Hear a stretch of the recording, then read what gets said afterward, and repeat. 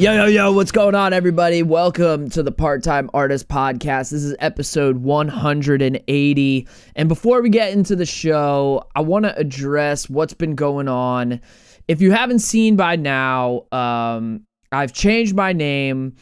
I was going to make a post about this on Instagram and social media and stuff, and I laid it all out. I just never got around to doing it yet. It should be coming up, but I am finally closing the door on being a knucklehead. And it's not to say that Knucklehead, well, it could be the end of Knucklehead as a band too.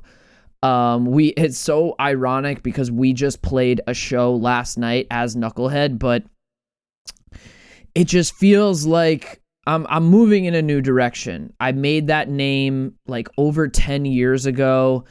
And the band that I've formed now with the guys I'm playing with in Philly, it feels like such a new thing. And the type of content that I'm creating and this new path I'm walking, it feels like a totally new identity for me. So to keep holding on to this identity that I created in 2013 when I was just, I was in such a different place, mentally, physically, emotionally, spiritually, all that stuff. So it feels like it's just the right time to step away from that and to step into really what I want to do now, which is to empower creative people, connect with artists, and just be of service to a community. And I feel like to do that, I'm going to step back into my name, which is Roger. And you've probably seen by now, all of my socials have changed to Roger Stays Creative. That's what I'm here to do. I'm here to keep my creative identity as well as help you keep yours. So that's pretty much the mission that I'm on right now. The other thing is Camp Punksylvania, y'all, is right around the corner, and I'm going to put a link to that where all of my affiliates are. I'm done with MailChimp. I'm kind of closing the door on that too. I don't really need that right now anymore. So the only affiliates are going to be DistroKid and just subscribing on YouTube. If you're watching this on YouTube, awesome. Subscribing would really help on YouTube. If you're listening to this, that's cool. You can follow and subscribe however you're listening to this podcast. But YouTube is my real passion, my real focus right now. So if you enjoy me doing this and you're getting value out of this, please consider subscribing to the channel. It'll just help me grow. It'll keep me doing what I'm doing. I'm pretty confident now that stuff is going somewhere. I don't really feel like the need to have the validation like I kind of had in the past, where I was trying to do right by everybody. I was trying to not necessarily be something I wasn't, but I really was trying hard to grow an audience. And now I feel like I don't need to try anymore. Once this name change happened, it feels like it's just natural. It's second nature for these things to be manifesting in this way. And the response I've been getting from people has just been awesome. And there's a ton more artists that I have on deck for the podcast. There's a ton more content ideas that I have with YouTube. So there's just a really cool path ahead now that I feel like I'm stepping into this power. And this springtime, it's not only me. I'm noticing it from a lot of my peers, from a lot of my friends, that this springtime is really something that is like a lot of people are stepping into their power. It feels like there is a collective consciousness of folks that are really embracing their identity, their, whatever you want to call it. They're stepping into their power. That's just my best way to put it. So it just feels like this is a collective thing, which is really cool. And I'm going to add on to that by doing what I've been doing. And the show I played last night with my friends here, Ryan, Liam, Adam, maybe the last Knucklehead show ever. I'm not sure, but someone was in the crowd, was like, dude, I love you guys. I want to put out a record. And I was like, wow, what a coincidence. I've been sitting on a record for years now. So I'm super excited to say that, like, I think I have my first vinyl coming out with, the last Knucklehead album. So it just feels like a really special time right now. And I couldn't be more grateful and appreciative that you're tuning in, that I'm getting the response that I'm getting from like-minded creative people. It really feels like all of the work I've been doing for the past few years and not really getting a whole lot of response for it. It feels like it's finally getting to a place where all the stars are lining up, the energy is lining up, everything is just falling into alignment. So with that, I'm super excited to jump into today's show. All right, y'all, I have with me a very, very special guest hailing from the faraway lands of Michigan. I have Charles from the group The Picassos. Charles, thank you so much for coming on the show. Thank you for having me. It's been, we've been working at this for a little while, so glad to be here. Oh, yeah, I know. For those that don't know, like a lot of the guests coming on the show, our correspondence goes back to 2023, and Charles has been so patient with me. And speaking of being patient, it's the 1-year anniversary of your album. Congratulations. How does that feel? Thank you. Yeah. It's insane because it does not feel like any time has passed at all. Really? With as much as we put into the record. Right. Life has just took us by whirlwind, so we are trying to catch our breath, to be honest. Now, how long, like, it's so weird, like, these kinds of anniversaries, I think, as artists, because we know that, like, it probably stretches back, like, years and years and years before the thing came out. Do you remember, like, the first song you wrote, how long ago was that, if you can remember this whole timeline for this album coming out? The first song that I wrote off this record. I think I want to say it was either Children of the Night or Leather Wings, probably one of those. Right. And I know that those are like pretty far reaching back in our catalogs, that we were like early iterations of these going back many years. Like there's a terrible demo of it somewhere. But they're both very much on brand and on theme with the death and rebirth, the vampirism aspects of it.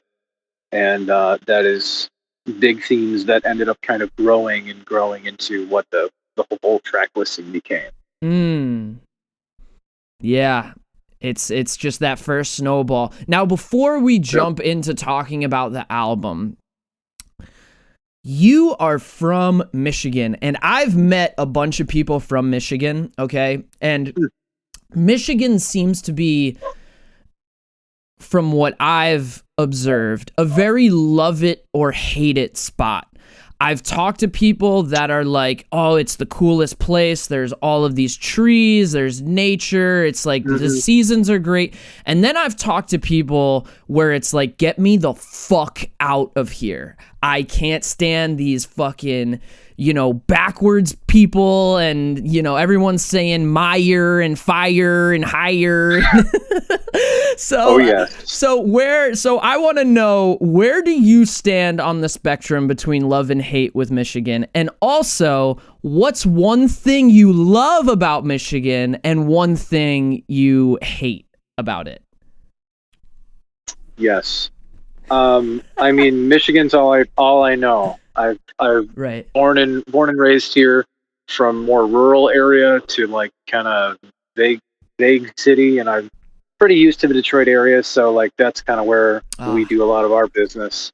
Right on. So I'm like, I don't even notice it at this point. There's so much to love, so much to get used to. You'll hear a lot of Myers. You'll add an extra S on there, of the Krogers. Yeah. I'm sorry, I don't know where you're from. You're from? I'm from Philadelphia, man, but I'm no stranger Philly, to Detroit. okay. I'm no stranger to that entrance to the Canadian border there. We've gone through there on tour. Our northern neighbors. Yes, exactly. Yep. I dated a girl from Michigan, so I was back and forth to, the other side of the lake. Hell yeah! Then the Coney Islands. All of our great national landmarks. Oh my gosh! Yeah, the midnight strolls through the Meyer parking lots. Yes, we got so much to offer, but I'm a big fan of like city life. I can kind of deal with it anywhere, but I do appreciate. We've had opportunities to go up north, and we call it up north, and I've been to the Grand Rapids and played some dates out there, and there's a lot of cryptid activity, so that's kind of my bag. The paranormal of it all, and I would say the thing I love best about Michigan is our fall season, and that we get the leaves to change the way that it does. We get good pumpkin patches, and the thing I hate is our winter. So there it is. Get a lot of sweet before the bitter. Yeah, I mean that's totally valid. I think a lot of northern, I guess, states, even here in Pennsylvania, they call it the Northeast, even though Maine is way up there. But a lot of the northeastern states, I think, have the same type of feeling to them. Now, how do you feel? This is one thing, because you're in the Detroit area. Every time my band has come to Detroit, there's been something that throws the show off. A band drops out, the venue has to go over here, the booking agent got fired. Like, there's always some weird event. There's always some weird thing that throws off the show sometimes. So I just want to ask, like, how has the music scene been post-COVID or recently? How has the music scene treated you? Sounds like you've been reading my diary. Yeah, that is exactly it. There is always something that can go awry. And I just kind of assumed it was everywhere, but I that's something that us Detroiters are known for. Glad to take it. But because we always we roll with it. Yeah. Like, show gets pushed back or nonsense like that, acts drop out, venues close down. Like, we had a whole day that we were scrambling to get a show together because we had it set up at the venue. The venue calls us like at 10 a.m. and they're like, the bass flooded, we have to cancel the show. So we go and we look because we want to do right by the touring acts generally. Yeah. Like, there was a band coming through. I think it was the Black Mariah Theater that was coming through, and they're incredible. Nice. But we try and search out different venues, and we're like going back and forth emails all day, and then finally we get the call back from the venue being like, "Oh, we figured it out. We got a plumber in, so we're good. We can have the show anyway." We're like, "Cool, great, that'll do it." Yeah, and that is classic Detroit activity. Yeah, I think one time we played a show there where the venue was like, "Oh, we're just gonna move your show to this other venue, and we're gonna have the show that was at that venue be a morning matinee." So it became like this all day festival at this bar in Detroit. We were like, "This is cool, but why? Why did we have to do this? No one asked for this." Yeah, exactly. So I want to jump right into the record now. This is the second song on the record. It's called Leather Wings. The Blood is the Life. Check it out, everybody.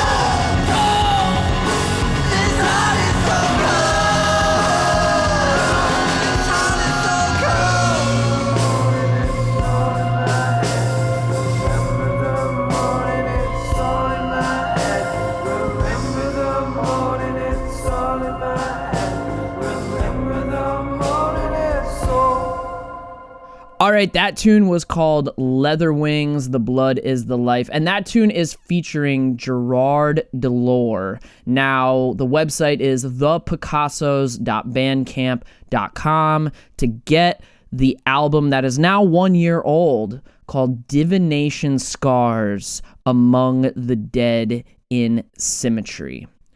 Charles, some people hate to have this discussion. Some people love to have this discussion. But I feel like we have to address the genre situation. Okay? My first impression when I heard this album was, this is fucking weird. I'm into this shit. That was my initial impression. And then through digesting it over and over again, I was like, man, there's some things from just my background. I was like, there's some things that remind me of The Cure. Then there was My Chemical Romance. Then there was Nine Inch Nails. We have you as avant-goth genre, right? Can you explain that to those of us that are that are on the outside looking in on where you're coming from? Yeah, we have, I made you say a lot of syllables there, so I'm proud of that. Or just our album title alone. Yes. So, yes, our genre is all over the place, because we are a core group of 4 musicians that are vastly different in experiences and influences. So, like, I pull from all over the place, a lot of thematic things. But, like, in the tradition of acts like, for God's sakes, like Tom Waits or Smashing Pumpkins, that they're always doing, like, different things within their sound, and, like, nothing is off limits. And that's, like, really our bread and butter. That's what we want to bring into it. Is, like, no genre, no influence is too far reaching or too strange. And the performance art of it is that avant-garde activity that, like, your David Bowies of the day would try to push the envelope, and we're only hoping that we can maybe lick it. So, as far as it goes, like, we've been called many things over the years. Scooby-Doo chase music, and Dan, our bassist, wants to coin the term Midwestern goth. So as opposed to your Midwestern emo, we're the gothic side of things, because we hail from the Midwest, and I think there is something to that area. Right. But a lot of it is just the amount of influence that we take in. We want to put that back out and kind of refigure it to our own visual perception. So the avant-goth of it, naturally, I think goth is kind of a catch-all term a lot of the time, but just that the beauty and darkness, I think, is the cherry, if we can put one. The beauty and darkness, yeah.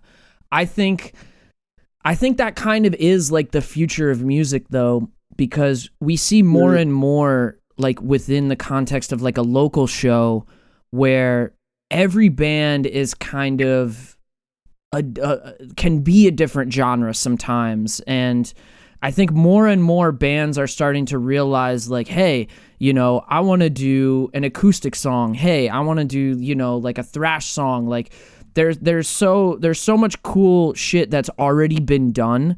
So I feel like the future and the present of music is combining all of these styles and even fitting them into one song, which is something that you guys are doing in a really cool way that I love. Now, we're going to get to my favorite song here that I fought to have on the show. And it's another song where... Tussled. Yeah, we tussled. It's another song where you were working with Gerard Delore. Now, I just wanted to ask quickly, what was it like to work with Gerard on Leather Wings and the next song we're going to hear, which is my favorite, which is Dollar Hide? Yes. So Gerard's a good friend in his band Second Salem, also from Detroit area. Wow, shout out. So they're moving and shaking, doing a lot of stuff. So we started getting booked together a lot. So we ended up realizing we had a lot of influences in common. And Nice. during the recording of the record, it occurs that I'm like, we really need some extra voices on this, so you're going to hear a couple different features throughout. But this was one that just kind of made perfect sense. For the first one, the idea was Leatherwings, and it being the encapsulation of the experience of a vampire really bemoaning their own immortality and Wow. working through that psychosis that one would have going through and watching the things that they love die, and Mm. that sort of never ever changing night that they get to experience. And it just made sense to have a voice in there um, that Gerard brings a lot of that soul and Right. wanting into the track. So that was a lot Wow. of fun to put that into perspective. And in the recording session for that day, um, we start we get cooking on that, and then we're kind of over it, and we're like, ah, shucks, we're already here. I wish there was something else that you could do with us. And like, oh, we're trying to think, Ah. and then it occurs that we're like, it'd be really good because Gerard's quite an excellent vocalist in general, but also has the ability to scream, of which I can't. I'm not as cannot scream, Okay. can't do it. Never my forte. And Dollarhide had that ability to go to that place. So Mm. we're like, do you want to give this a shot? And that ended up being a quite a. It's getting some love, some attention, and Yeah. affection now, which is a big compliment because, and I will say, it was the last time to get onto the record, Wow. and we almost didn't do it Oh because it my was so like God. last minute. Yeah, and it was one of is that exact experience where I brought it to Torin and I'm like, "Do you think we can do this?" And he's like, "We're behind schedule. We got to get going." Oh Like I don't want man. like we've never even played this song, like early iterations of it, but like the version that you hear is the most fleshed. Right. Um, so it was a bit of a last minute rush job, but Oh my I think it God. turned out exactly as it should. So I feel like that, like, this is not the first time that, like, my yeah, favorite song sometimes is the one that almost didn't make the record. I swear to God, yeah, it's like something about, I don't know, maybe I'm weird, I don't know. But there is an energy to that. You know what I mean? There is an energy to, like, oh yeah, fighting for a song to, like, have, you know, a place in this world. You know what I mean? So oh I yes, guess that's yeah. why I just gravitated towards it naturally. I get off on finding shit like that out. That's so cool. So without further ado, let's get into this. Another one with Gerard Delore. This one is Dollarhide. Check it out.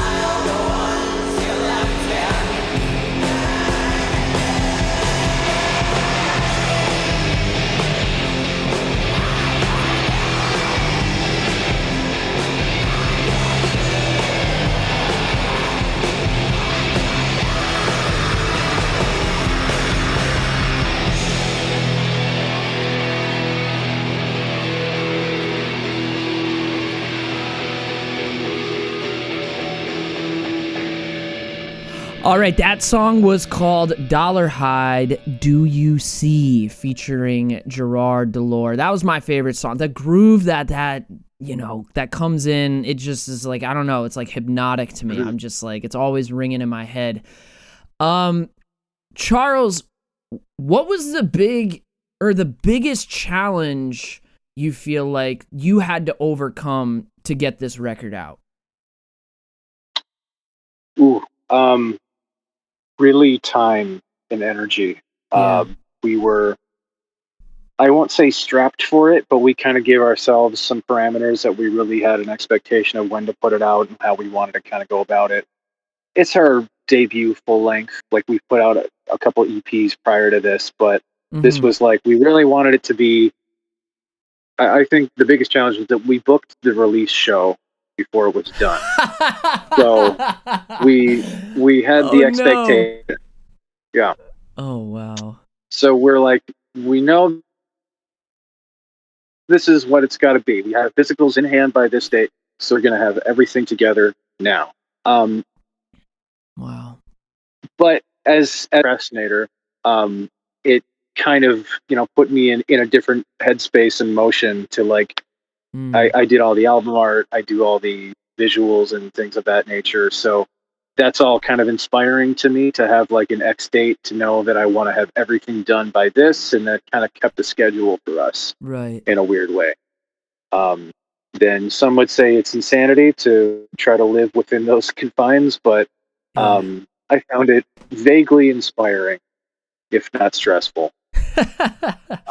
Well, you got to make it a motivator somehow, right? Deadlines can be the biggest motivator.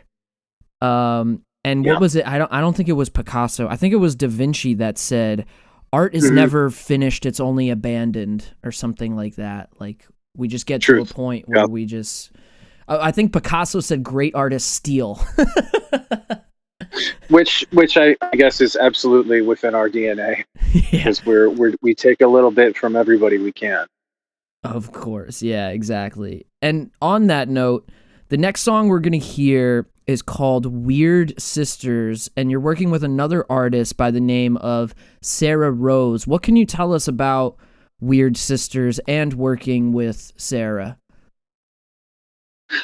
So Weird Sisters is, it may actually be one of the older songs. Now that I think of it, I think I forgot. Yeah. Okay. Because this was one that also wasn't in the repertoire until very later in the game, but I had it kind of in my pocket and I hadn't like messed around with it much. And because I just didn't think it was the right time to bring it to the table, and because the grandiose idea was, much like you hear that ragtime, that swing element to it, mixed with the punk rock sensibility. So that was a huge part of what I wanted out of that track. And I think we accomplished that, especially with the keys that you hear on that with our keyboardist, Joe, who just, like, that intro is just him just kind of goofing around, and he just like pulled off this phenomenally like accurate sounding ragtime intro that we were like, yeah, that's going to go on for sure. So we're very proud of that part. And then additionally, had the coup of getting Sarah Rose of Sarah and the Safe Word, originally from Atlanta, now New York. Oh, wow. They're good friends of ours, and always like endlessly exciting to hear what they're doing. And when I had approached Sarah with the concept, like, hey, would you consider singing on something for us? And the way that it just kind of worked out, obviously all remotely. But yeah, she brought it and really lended that kind of that power that we certainly needed for that. So very happy with how that all went out. Yeah.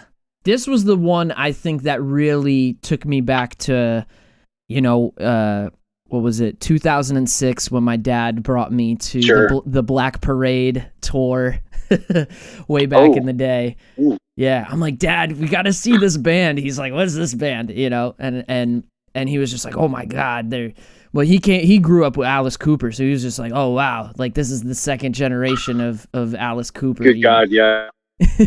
Wow. Yeah, so So you that can was the say one that that really your brought me father back took you from to there. the city Yep. Yeah. to see the Black Parade. Oh my Astounding. God, I never even put that together. Good Oh for my you. God. Wow. It was a Yeah. blizzard that day too. Shout out to the Leah Corus I Center. believe it. Blizzard in Yep. Philadelphia, and they mobbed Girard Avenue down here in Philly. Hilarious. Yikes. Oh, no doubt. No doubt. All right, so let's jump into that tune. This is the 7th track on the album Divination Scars Among the Dead in Symmetry. It is called Weird Sisters, featuring Sarah Rose. Check it out.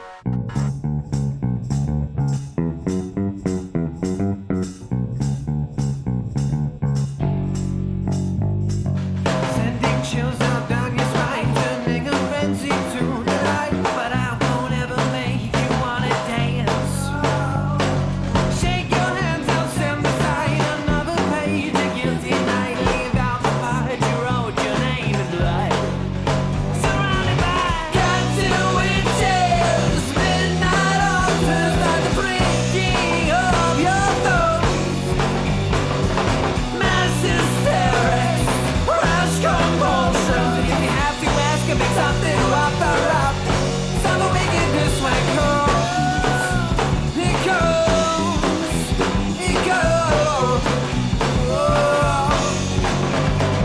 Clocks are 12 at 4:45, and we made our way by the fireside. They all joined hands, began to rant and rave. Cut off the head, but what remains? I think I heard one of them say, possessed by creatures from another place. Surrounded by cats and witches, midnight altars, by the breaking of your bones. Mass hysterics, rash compulsions. If you have to ask, it makes something to offer up. Some we get this way to go.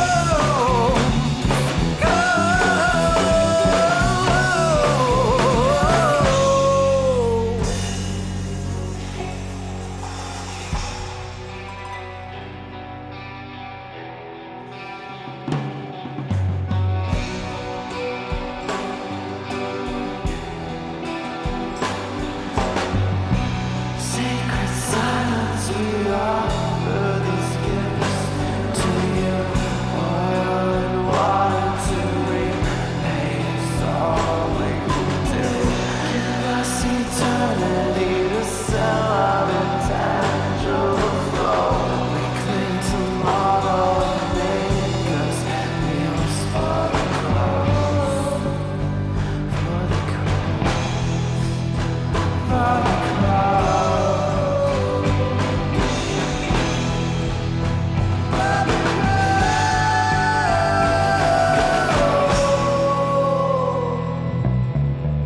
Surrounded by cats and witches, midnight altars, by the breaking of your bones. Mass hysterics, rash compulsion. You can have to ask to be something to offer up. Some wickedness like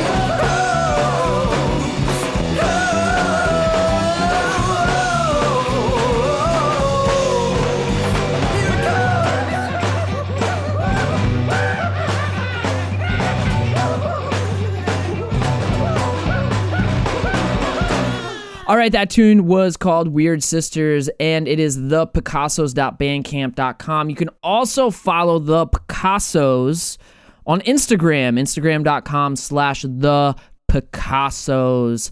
Now, Charles, one of the last questions I want to ask you is, what's your favorite part about making music? Wow. Because you're an all-around For me- artist. You're doing the visuals, you're doing the aesthetic, you're doing, I'm sure there's a lot of writing going on in your house. That's something I know about Michiganders. Y'all are always writing something somewhere. So what is it about music that really turns you on holistically? I think you got it. It is the ability to tell stories. Yeah. Is kind of really what compels me the most. and as a performance art, as a performer in a sense, that is what we set out to do. Is to tell those stories in the songs, but also then leave those out a little bit when you get to the stage, and you're able to kind of like bring it across to people in a new way. And that's really what the preparation for the performance, the actual performance, and like seeing how we can reimagine these things that we've put together. And that's like a huge thing that has kind of seeped through the music for years. A lot of us come from theater background, so that is definitely the MO for us. Mm. Yeah. Yeah, it's music is one of those things where you can just bring in so many elements, the theater, the poetry, the like we were talking about with My Chemical Romance, just the bringing in all of these thematic elements. What do you actually, what, even before I ask that, do you consider yourself a part-time artist? I guess I would have to be by now. Yeah. I have been, as much as it doesn't feel so part-time. Yeah. I do very much have a full-time day job, Sure. as does everyone else in the group. So this is, yes, certainly a part-time yet full-time commitment that we try to push forward. And if only it could become a full-time Yeah. when it does. Yeah. I think it's Mhm. such a, this is why, I changed the podcast to this name, because I think it's such a profound thing, to think of being an artist as a part-time thing, as if you can, clock in and out, because we just see the world differently all the time. We can't turn it off. We can't turn off our observation.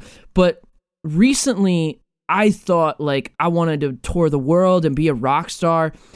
And then when I got older, I kind of realized, man, I wonder if music would stop being fun if it was something I had to do versus something I was doing because I wanted to do it. You know what I mean? Sure. It almost makes me feel like being a part-time artist might actually be better than being a full-time artist. But I always love to hear people's perspective on that, No doubt, no doubt. That's the fear, is when it becomes less of a need and sort of a chore. Yeah. And that's something that I don't want that for myself or anyone. So it is something that we are compelled to do, and truly I don't know how else to deal with the mundanity of life as it is. I mean, without having vocation, without having the opportunity to put forth the world, my perception of things, the way to communicate.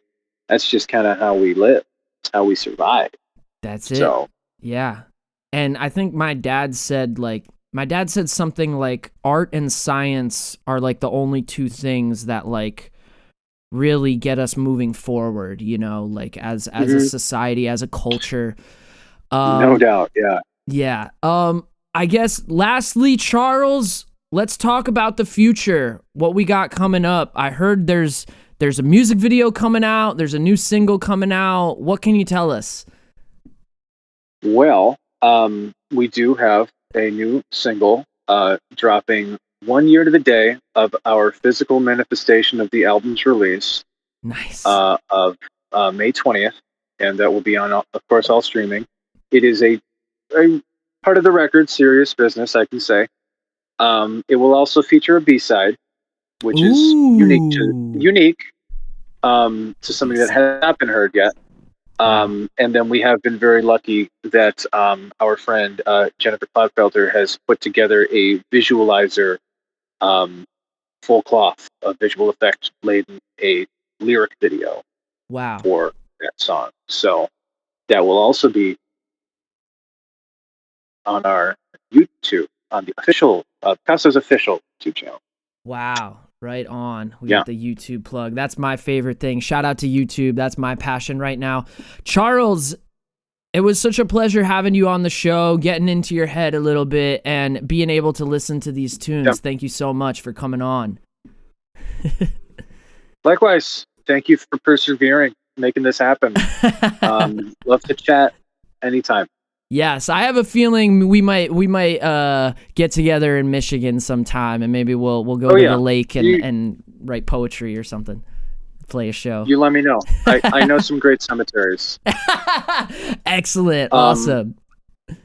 And I guess I would be remiss if I did not mention, as we're queuing up serious business. Yes. It is mostly, unless you're going to ask me about this, in which case I'm sorry to say, it is inspired by my time in the death care industry, of which I worked at a cemetery, and so it is very much a bit of a tongue-in-cheek rendition of my time there, and just kind of the overarching predatory nature that the death care industry has paraded around as an empathetic or charitable organization. So, wow, that's my political stance on that as of now. Wow, what a cool homage to that world. And with that, the future single video coming out, the 8th song on the record, Divination Scars Among the Dead in Symmetry, that is now 1 year old. This last tune is called Serious Business. Rip on, everybody. I'm in the cemetery business. I'm in the cemetery sales. Give me a call, I'll find you a home. You know I never fail. Since 1963, they have always relied on me to keep them close friends and enemies, and I, along with thee, write your name in Eliza's book. One drop of blood is all it took. You'll be here for eternity, right down here with me. I'm in the cemetery business. I'm in the cemetery sales. Give me a call, I'll find you a home. You know I never fail. Just thrown in the ground with your name all over.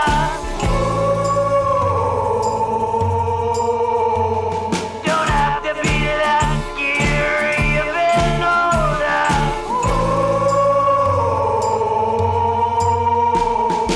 There will come a day when I lay in my grave. That's when you'll be in the cemetery business. You'll be